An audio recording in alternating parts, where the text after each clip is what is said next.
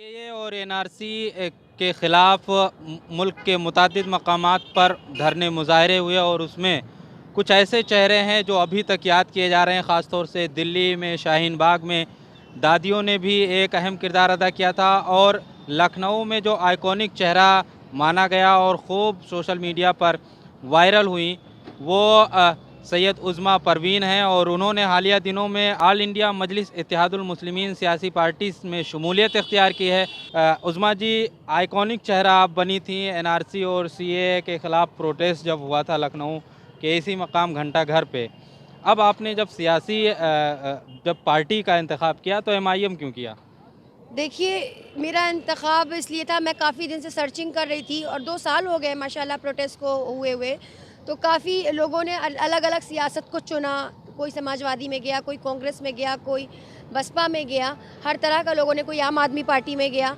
लेकिन मैंने इन चीज़ों को देखा कि आज जो लिंचिंग हुई, मॉब लिंचिंग के नाम पर हमारे लिए कौन बोला? मॉब लिंचिंग हुई, मस्जिदें तोड़ी गईं, त्रिपुरा में घर जले, कितना ज़्यादा अभी जिस तरह से आपने देखा उन्नाव में मॉब लिंचिंग हुई, कितना ज़्यादा इसको मतलब मुद्दा हाईलाइट हुआ। लेकिन किसने हमारे लिए बोला? क्या समाजवादी पार्टी हमारे लिए आके खड़ी हुई? क्या कांग्रेस हमारे लिए खड़ी हुई? कौन हमारे लिए खड़ा हुआ? कौन खड़ा हुआ? असदुद्दीन ओवैसी साहब खड़े हुए, एमआईएम पार्टी खड़ी हुई। मुझे ये लगा कि कहीं ना कहीं अगर हमारे लिए कोई खड़ा है, आवाज़ उठा रहा है, तो हम उसके हाथों को मजबूत करें और अपनी लीडरशिप उभारें, ताकि हमें भी मौका मिले मैदान में आने का। सियासी शऊर हमारे लोगों में भी होना चाहिए। मैं ये चाहती हूँ कि ज़्यादा से ज़्यादा हमारी सीटें उत्तर प्रदेश में आएँ, ताकि हम मजबूत हो सकें। आप बातें तो तरक्की की करते हैं लेकिन जब भी असदुद्दीन ओवैसी तकरीर करते हैं तो उसमें हिंदू मुस्लिम मस्जिद मंदिर कब्रस्तान शमशान ये तमाम चीज़ें आती रहती हैं। विकास के तो मुद्दे बहुत कम दिखते हैं। देखिए, आरोप लगाना बड़ी अच्छी चीज़ है। आरोप किसी पर भी लगाया जाता है तो आरोप लगते रहेंगे। लेकिन असदुद्दीन ओवैसी साहब बैरिस्टर हैं, वो बहुत वेल एजुकेटेड हैं। हर बार ये कहा जाता था हमारे समाज में कोई एजुकेशन नहीं है किसी के पास। हर बार हमारे ऊपर ये इल्ज़ाम लगता था। आज से नहीं, आज 70 सालों से हम सुनते आ रहे हैं कि मुस्लिम समाज का तबका पढ़ा लिखा नहीं है, मुस्लिम समाज के लोग एजुकेटेड नहीं हैं। तो आज हमारे दरमियान एक एजुकेटेड बंदा बैरिस्टर जो हैं वो आए हैं, तो आज हम उन्हें मजबूत करेंगे और एलिगेशंस जो है वो लगते रहेंगे, तमाम पार्टियां लगाती रहेंगी। परवीन जी, एक सवाल है, चूंकि उत्तर प्रदेश में बहुत सियासी पार्टियां छोटी बड़ी पार्टियां हैं, उसमें राष्ट्रीय उलमा काउंसिल है, पीस पार्टी है, जो अब ये दम भरती हैं कि मुसलमानों के लिए हम काम करते हैं, ख़ास तबके को टारगेट करती हैं। आपकी भी पार्टी उनकी विचारधारा से कहीं ना कहीं मेल खा रही है, क्यों उन पार्टियों से बात नहीं किया? आप जब असदुद्दीन ओवैसी से इत्तेहाद की बात होती है तो वो और बीएसपी की तरफ देख रहे हैं। देखिए, जब इत्तेहाद की बात होती है तो वो उनकी तरफ देख रहे हैं। हम ये चाहते हैं, हम मिलकर चलना चाहते हैं। हमें अपने संवैधानिक अधिकार दे दिए जाएं, हमें अपने कॉन्स्टिट्यूशनल राइट्स दे दिए जाएं। हम बिल्कुल सबके साथ हैं। आपकी तरजीहात में क्या शामिल होंगी? बीजेपी को हराना या फिर अपनी हिस्सेदारी करना?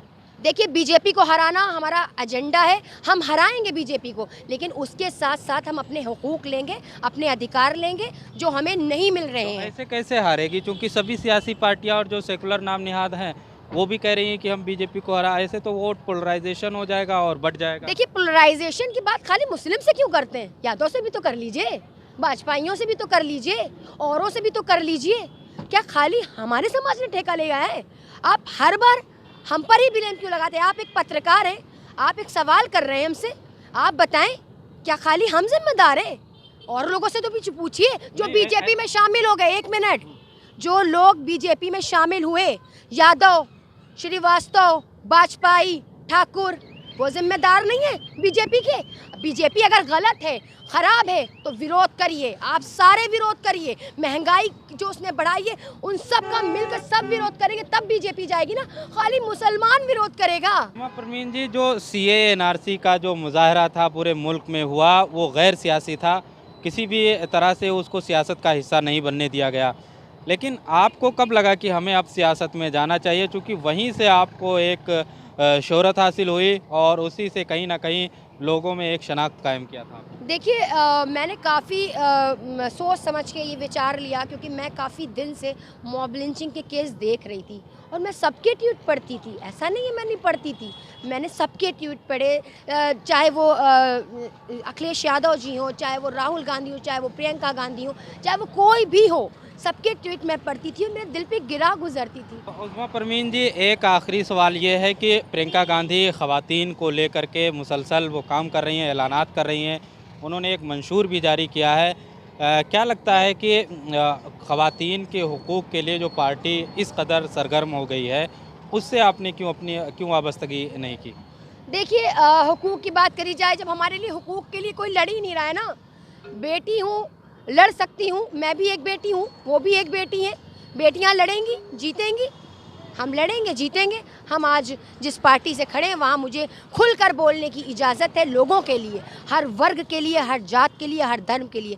पर मुझे ये लगता था मैं किसी और जगह जाऊँगी तो मुझे इतना खुलकर जुल्म के खिलाफ बोलने नहीं मिलेगा। मुझे कुर्सी नहीं चाहिए, मुझे लालच नहीं चाहिए, मुझे पद नहीं चाहिए, मुझे चाहिए तो जुल्म के खिलाफ आवाज़ उठाने वाला और इंसाफ की बोलने वाला। शुक्रिया, जय हिंद, जय भारत।